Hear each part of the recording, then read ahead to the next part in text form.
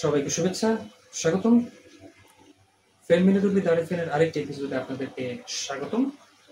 ঈদের মৌসুম, ঈদ মুবারক, গুরু মুবারক।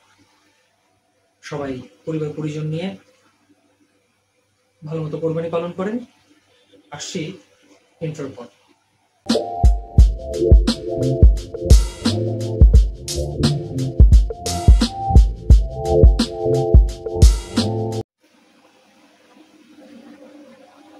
প্রিয় ম্যানেজমেন্ট ওনার্স, আপনারা যদি মনে করেন ঈদের পরে বোনাস দিলে, ঈদের পরে বেতন দিলে আপনাদের স্কুল এখান থেকে এখানে চলে যাবে, তাহলে আপনারা একটু সঠিক ভাবছেন। আপনাদের এই ভাবনাটাকে আমি সাধুবাদ জানাই।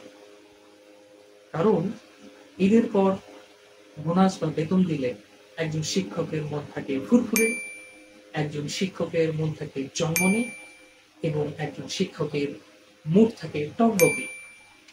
একটা বাচ্চার ভবিষ্যৎ গড়ার জন্য এই জন্মনে টকবকে শিক্ষকেরই তো দরকার। ঈদের বোনাস বা ঈদের বেতন বা মাসিক বেতন আপনারা ঈদের পরে দিলে একজন শিক্ষকের এতটাই ভালো লাগার কাজ করে যে আপনারা মনে মনে কত যে বকাঝকা খান, গালের কথা বাদ দিলাম। এই ভুলটা যদি আপনারা করে থাকেন, আপনারা একটি অস্বাস্থ্যকর পরিবেশ সৃষ্টি করছেন। যে পরিবেশটা কন্টিনিউ করলে দূষিত হবে। একজন শিক্ষক একটা শিক্ষা ব্যবস্থার খুঁটি, পিলার, ফাউন্ডেশন যদি ভেঙে যায়, শিক্ষা ব্যবস্থাটাও ভেঙে যাবে।